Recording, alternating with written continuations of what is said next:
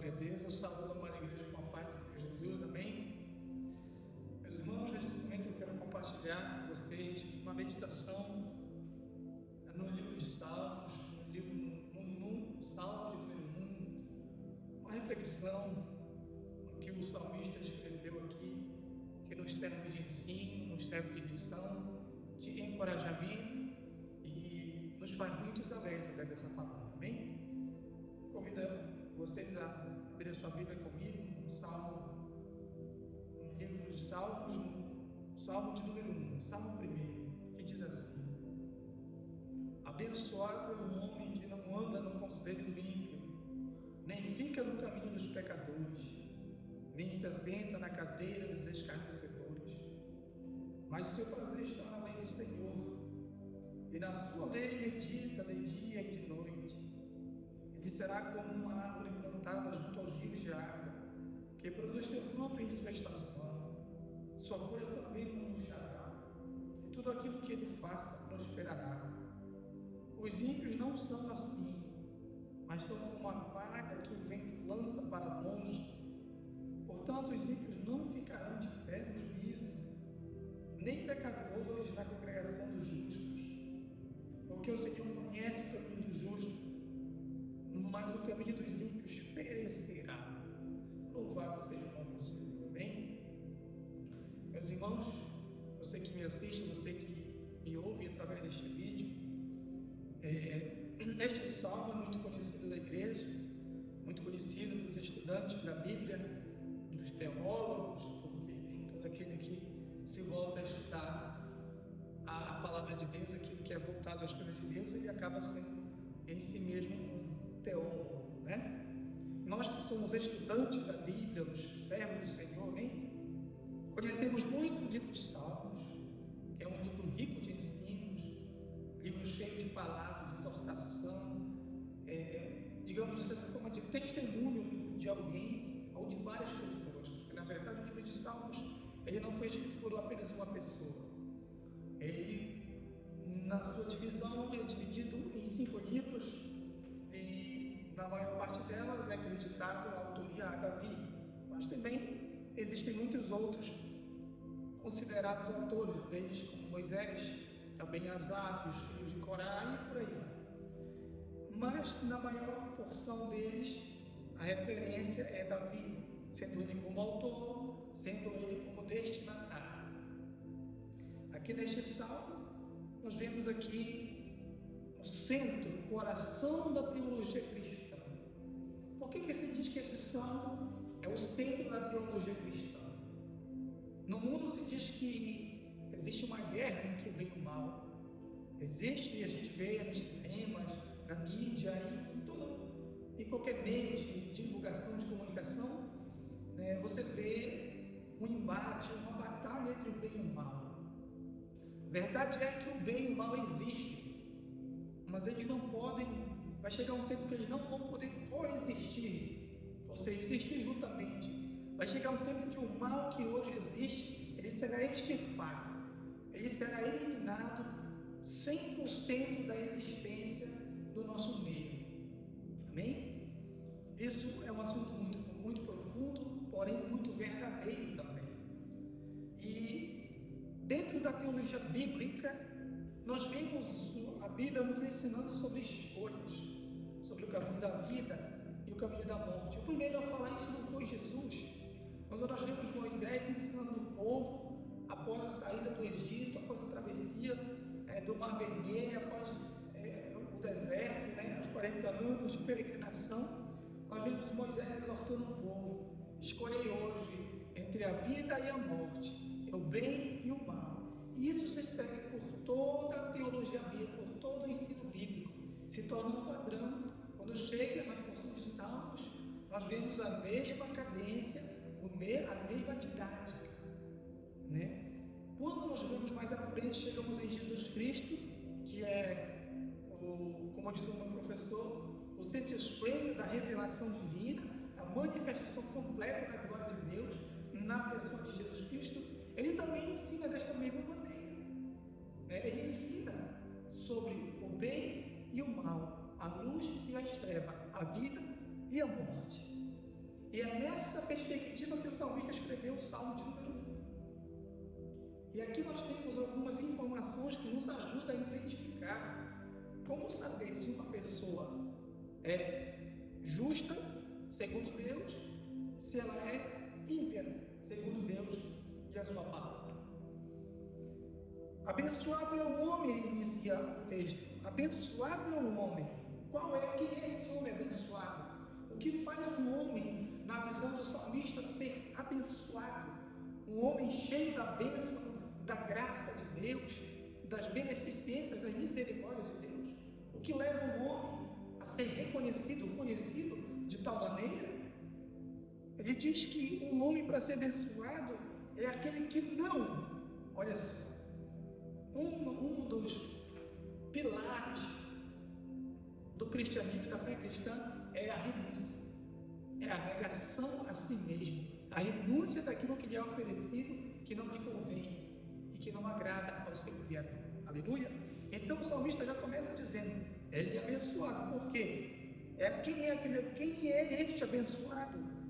É aquele que não anda no conselho do ímpio. Ele já começa a fazer aqui um contraste. Começou com o abençoado e ele já está comparando com o ímpio. O ímpio, na visão dele, não é um abençoado na questão de justiça.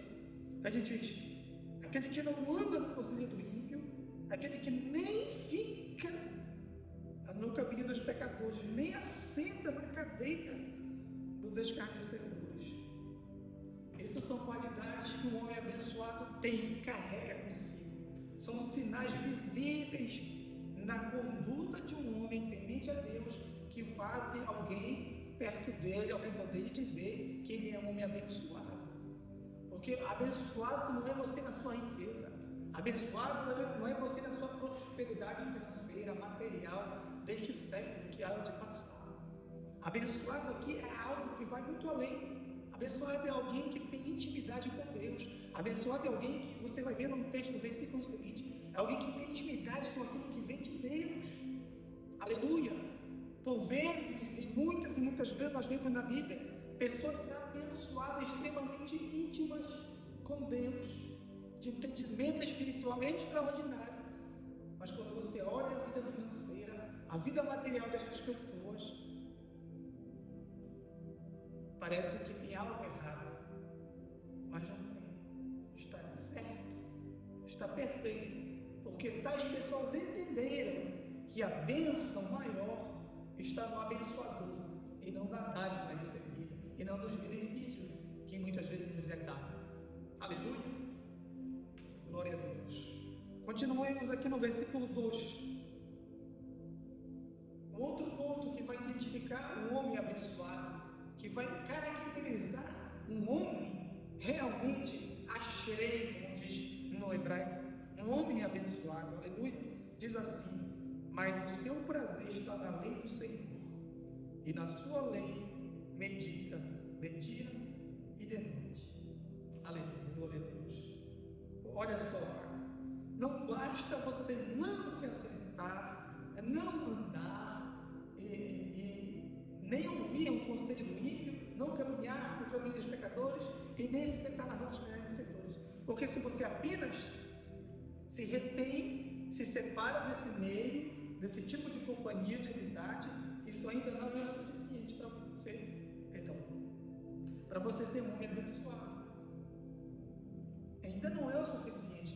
Para você chegar a um nível de abençoado, você precisa sim rejeitar estas coisas, que é citado no versículo 1, e abraçar aquilo que é identificado no versículo 2, que diz a lei do Senhor, que o prazer deste homem está na lei do Senhor. E como é que se sabe que ele tem prazer? É porque ele medita, o salmista diz, é porque ele medita nela. Ele lê a palavra de manhã, ele lê a palavra pela tarde, ele lê a palavra pela noite. E não só no momento que ele senta, no seu momento privado, no seu caminhar, no seu andar, no seu modo de agir no dia a dia, no seu afazer, ele está aqui, meditando. Tudo que ele vai fazendo, ele vai pensando, está de acordo com a palavra?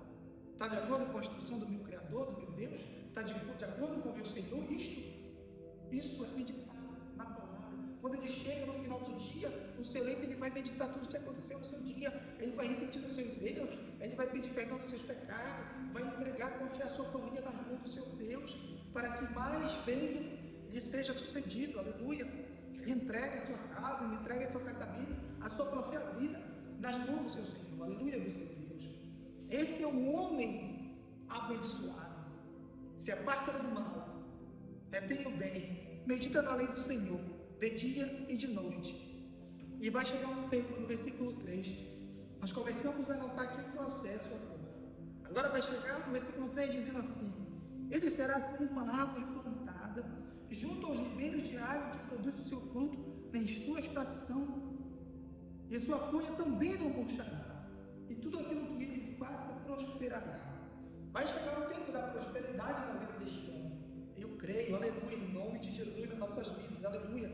Muitas vezes nós estamos em momentos servindo a Deus, buscando a Deus, nos apartando daquilo que não agrada ao Senhor, lutando contra a nossa própria carne, contra o nosso erro, contra o nosso ego, contra o pecado, pelejando contra Satanás, orando, consagrando, buscando na palavra, aleluia, glória a Deus, mas as coisas parecem travadas, as coisas parecem no geral. Outro dia eu disse, a gente não vê resultado, a gente não vê, parece que não está gerando, mas está gerando, aleluia, está gerando, vai plantando, vai perseverando, vai continuando, porque está gerando, mas o fruto, ele não é como um miojo, não é uma coisa rápida que nem uma comida pronta. O fruto natural, ele é um processo, porque primeiro bota a flor, depois aquela flor muitas vezes se torna ali um broto, depois aquilo com o tempo vai se transformando num fruto.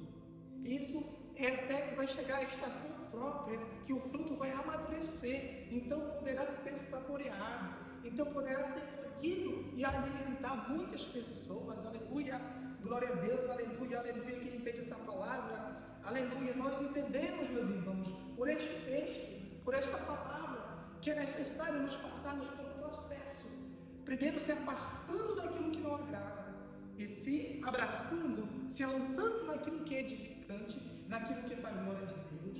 E no passar do tempo, no processo, vai chegar um tempo que hão de ser colhidos frutos dessa renúncia, frutos dessa entrega, aleluia, aleluia. Nós seremos, meus irmãos, nós que nos estamos plantados junto às águas, a rios de água, são rios, são muitos, são volumes de água, aleluia, são muitas águas.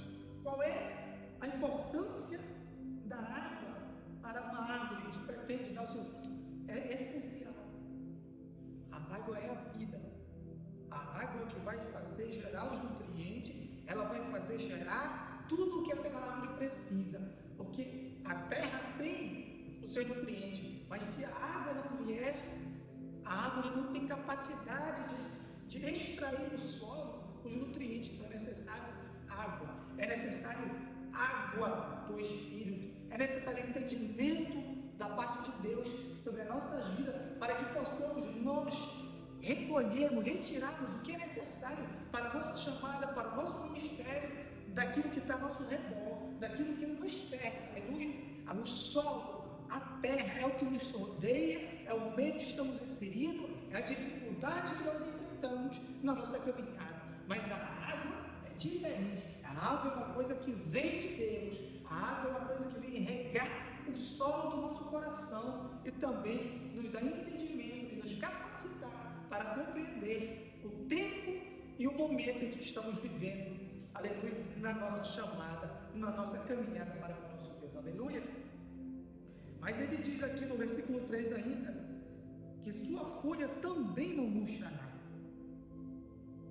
Existem muitas árvores, aqui a gente está na Alemanha, e a gente vê, quando chega o período frio, as folhas começam a secar, elas secam, caem e fica totalmente pelada, sem folha alguma. A maioria das árvores, quando a gente sai na rua, a gente vê somente o tronco e alguns galhos estão lá, elas estão vivas, não, estão sem folhas. E o semblante, o aspecto dessas árvores, ela parece que estão mortas. Aleluia, aleluia. É assim que nós ficamos muitas vezes, meus irmãos, quando nós estamos longe da presença de quando nós estamos longe daquilo que é a palavra de Deus, daquilo que nos é dado através da palavra, o Espírito de Deus, nós ficamos com uma aparência de moribundo, aparência de morto. Nós olhamos, as pessoas olham para nós, eles conseguem perceber, está vivo ou está morto? Está vivo, está andando, está sobre os seus pés, mas olha o semblante, olha o aspecto, parece que não tem mais vida aí, porque as folhas murcharam, as folhas são aquilo que é visível, as folhas são as nossas atitudes, as folhas são aquilo que nós refletimos para aqueles que nos cercam. E muitas vezes nós refletimos verdadeiramente aquilo que está dentro de nós, daquilo que está cheio a nossa alma, o nosso coração, nós refletimos. Às vezes é tristeza, tribulação, angústia, falta de fé, desânimo, desespero. Tudo isso que está fadigando a nossa alma, ele se torna visível aos nossos irmãos. Assim, é a visão espiritual, eu creio, entendo por essa palavra, que a gente vê uma árvore sem folha, totalmente com semblante de morta, mas ela está viva. É bom porque ela está viva. Haverá o tempo em que ela voltará a ter folhas. Quando passa o período frio e vem o período do calor, de muda de estação, aí chega, as folhas começam a brotar nas árvores aqui na Alemanha. Na nossa vida, se nós permanecermos no Senhor, se nós nos agarrarmos a essa palavra, aquilo que o Senhor se agrada, não vai acontecer assim conosco. Ainda que nós estejamos em dificuldade, em aperto, mas nós chegaremos a ficar desse jeito. As nossas folhas não murcharão, ou seja, não vai cair. Nós vamos assim, ó. Aqui não tem fruto aí, essa folha, essa planta não tem fruto. Não sei se você consegue perceber aqui. Eu vou mostrar aqui para você poder me acompanhar. Está linda essas folhas. Ela está linda, ela é regada, ela não tem fruto.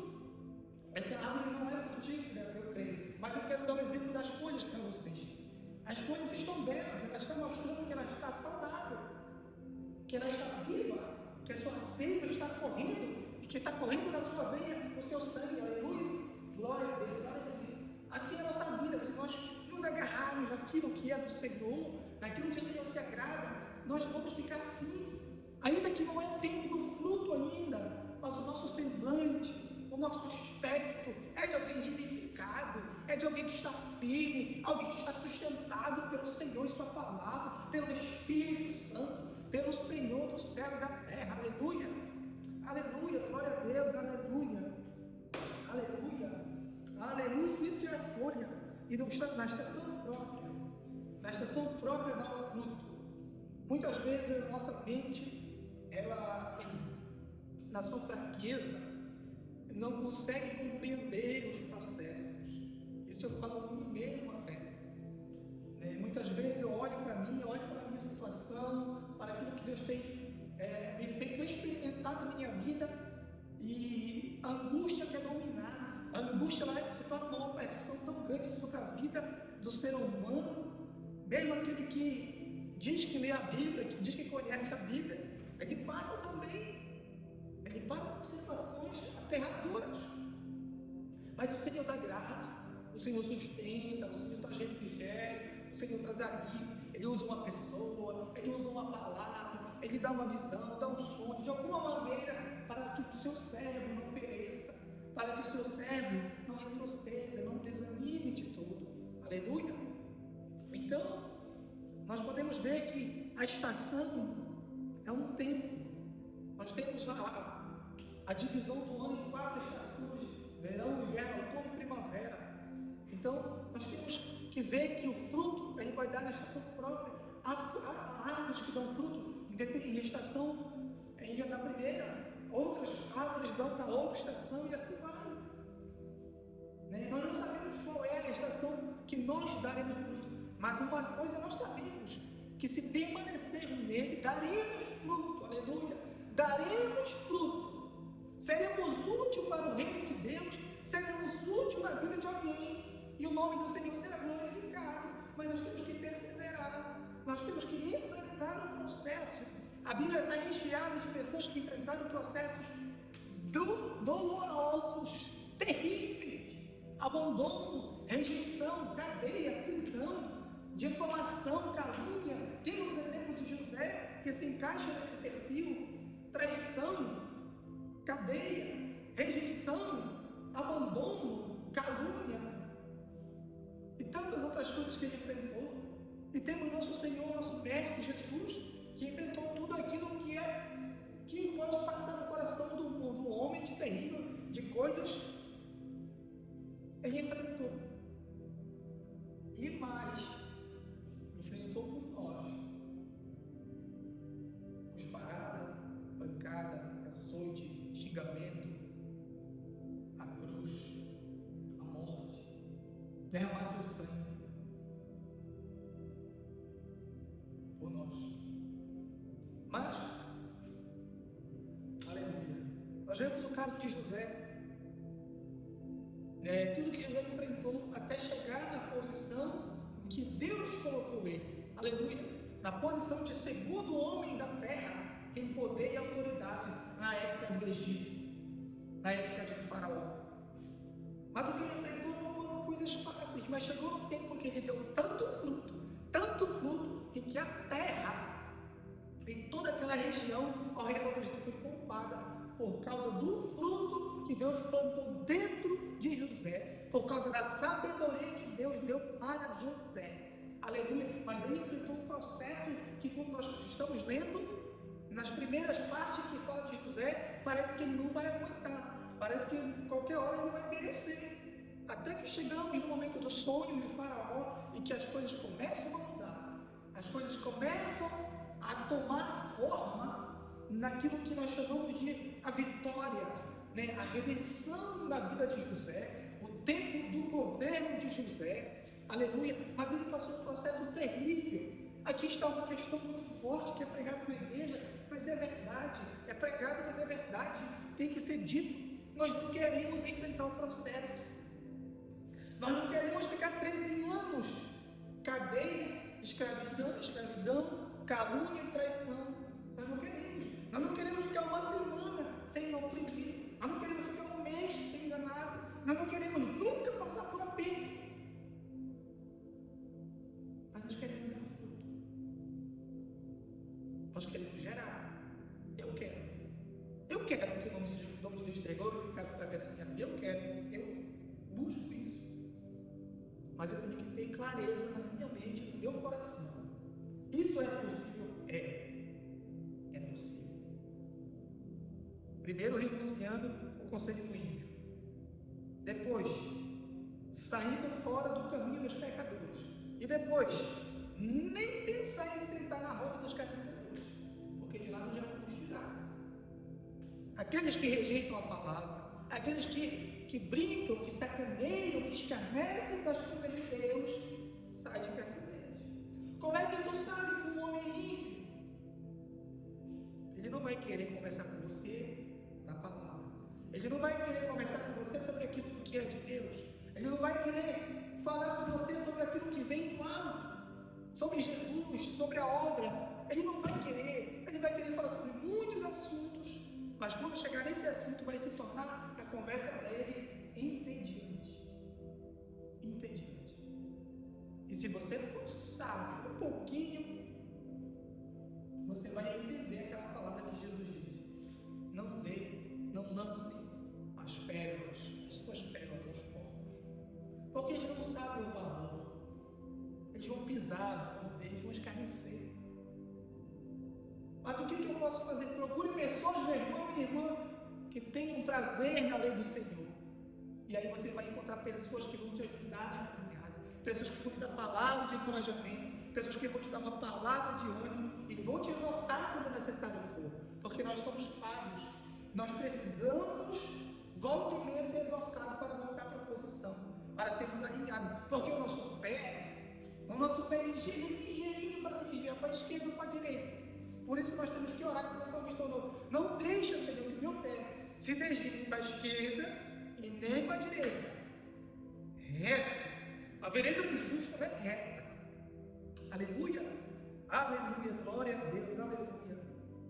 Então nós queremos que o nome de Deus seja glorificado na nossa vida. Então vamos lá. Pegar Bíblia. Bíblia é a melhor coisa para você tirar as suas experiências, para você tirar exemplos e aplicar em sua vida é aqui. Manual do fabricante. O que é o manual do fabricante? Ali está toda e qualquer situação que possa ocorrer com aquele material que foi fabricado por aquela empresa. Aquela empresa que fabricou aquele produto, ela diz, olha, se acontecer isso, precisa fazer isso. Se acontecer isso, precisa fazer isso. Manual do fabricante do homem. Quem fabricou o homem? Deus. Quem deu a palavra? Deus. Para que serve, Timóteo? Fala exatamente sobre isso. Para instruir, para exortar, para redarguir e para capacitar também um homem justo. Aleluia, para servir ao Senhor. Então nós precisamos, volta e meia, ser alinhado novamente. Coloca na linha o teu pé. Ajusta. Firma o teu pé. Aleluia. E aí nós vamos crescendo. Nós vamos gerando, Senhor. Aleluia. E nós vamos, agora eu caminho para encerrar, meus irmãos, aqui. No versículo 4 ele diz: os ímpios não são assim. Quem são os ímpios? É aqui do começo. Aquele que se aconselha com o ímpio, aquele que caminha com os pecadores, aquele que escarnece. Esse é o ímpio. Ele não é assim como? Ele não dá fruto. Ele não dá fruto, nem em qualquer estação que der, ele nunca vai dar fruto. A sua folha vai estar murcha todo o tempo. E o que ele for fazer, nada vai prosperar. Ainda que pareça que eles sempre prosperam, né? Mas aos olhos de Deus isso não é prosperidade. As coisas passageiras desse mundo, aos olhos de Deus, isso não é prosperidade. Isso é vaidade. Isso é passageiro. Aleluia. A verdadeira prosperidade é andar os caminhos do Senhor. Servir ao Senhor no coração. Aleluia. Os ímpios não são assim, mas eles são como uma palha que o vento lança para longe. Olha a palha e a folha que murchou, a comparação aqui. A folha que murchou da árvore pode também ser essa palha. O que acontece? Quando o vento sopra, ele leva para onde ele quer, porque sempre é leve, não tem peso. Para nós termos peso e ficar firme, precisamos nos encher da palavra, precisamos meditar na palavra, ler a palavra, meditar na palavra, comer a palavra, ser sustentado pela palavra. Quando a tempestade vier, quando o vento vier, nós vamos ter peso, vamos ficar firmes. Quando o grão de trigo ele é feito a separação da palha e do grão, é lançado para cima e o vento bate e leva a palha. Mas o grão, que tem peso, que tem solidez, que é alimento e que nutre, que é nutrido, ele fica. Aleluia, ele fica. Mas a palha, ela está fora. Nós precisamos ser grão, ser trigo e não palha. Aleluia. E aí nós vamos ficar firmes. Por isso, o salmista continua dizendo: os ímpios não ficarão de pé no juízo. Não tem como, não tem substância. Eles não têm a firmeza que somente a palavra e o Espírito Santo de Deus dá. Então, tudo aquilo que eles praticam no versículo 1 é o que vai causar a ruína deles. É o que vai destruir eles, as suas próprias práticas malignas. Aleluia, glória a Deus, aleluia. Versículo 5 ainda. Eles não ficaram de pé e no final diz assim: nem pecadores na congregação do justo. Aqui eu creio que está falando em um lugar onde vai ser a reunião dos santos. A reunião última, no seu bom sentido, mas que leva para a eternidade dos santos do Senhor. Daqueles que já foram remidos e que ainda serão remidos pelo sangue do Cordeiro. Aleluia. É nessa congregação que ele está falando. Não na congregação aqui terrena. Porque aqui, meu irmão, muitas igrejas, tem muitos membros, muitas ovelhas, mas nem sempre são ovelhas, nem sempre as pessoas estão realmente, pondo os pés no caminho, na vereda correta, no seu modo de vida, no seu modo de servir ao Senhor. Mas isso não é eu que estou julgando. Meu papel não é julgar, o meu papel é alertar aqueles que me ouvem. Aleluia. Então, essa congregação aqui, eu creio que é na eternidade, aleluia. Porque o Senhor conhece o caminho dos justos, mas o caminho dos ímpios perecerá. Numa leitura superficial, podemos perceber que podemos entender erroneamente Mas o ímpio ele não conhece, como é isso? Não, ele conhece os dois. Só que a palavra conhecer aqui o caminho do justo, ele está dizendo que ele tem um cuidado. Existe um trabalho de Deus na vida do justo. O justo é aquele que reconhece que ele depende de Deus, que a sua vida não depende de si mesmo, a sua vida depende do seu Criador, que a sua salvação vem de Deus através de Jesus Cristo de Nazaré, e que sem a graça, sem a fé, sem o sangue do Cordeiro, ele não pode subsistir no juízo. Esse é o justo que o Senhor conhece, e ele cuida e sustenta para que permaneça. E o ímpio, ele conhece, ele sabe o que o ímpio faz, que ele é escarnecedor, que ele se aconselha com o ímpio, que ele anda na roda dos pecadores, ele sabe, ele conhece. A questão é que o ímpio rejeitou o plano de Deus. O ímpio rejeita toda e qualquer obra de Deus em sua vida. Mal sabe ele que até o respirar da vida dele e da sua narina depende do Criador. Mal sabe ele. Mal sabe ele. Mas o seu orgulho, a sua arrogância, a sua soberba o impede dele reconhecer que ele é um pobre, cego, nu e miserável e dependente da graça de Deus. Aleluia! Mas nós também somos pobre, cego, nu, miserável e dependente da graça de Deus. Mas a diferença é que nós reconhecemos que somos pó, que somos cinza, carente do favor do Senhor todos os dias da nossa vida. Aleluia, aleluia, aleluia. Glória a Deus. Essa palavra, meus irmãos, é que o Senhor deu para nos dedicarmos, para refletirmos sobre a nossa vida. Aleluia. Que o Senhor possa, neste momento, trazer entendimento para ti que me ouve, para mim que ministro, para que nós possamos ser edificados, para que possamos ser sustentados cada dia em meio à dificuldade, em meio às embaraços dessa vida, que nosso pé não venha ficar preso nos laços, que nosso pé não venha ficar preso nas armadilhas do inimigo. Aleluia. Que nós possamos perseverar, mesmo que não vejamos fruto. Aleluia, Senhor. Mesmo que não vejamos ainda o resultado do nosso esforço, mas que possamos perseverar, que possamos avançar, esperando em Deus, crendo em tudo que a sua palavra diz, que vai chegar o tempo de dar fruto, vai chegar o tempo que nós vamos ser útil para o reino de Deus. Aleluia. Assim nós te pedimos, Senhor, em nome de Jesus, nos ajuda, Senhor. Firma nossos pés, Senhor. Limpa nossa mente, Senhor. Limpa nosso coração, Pai.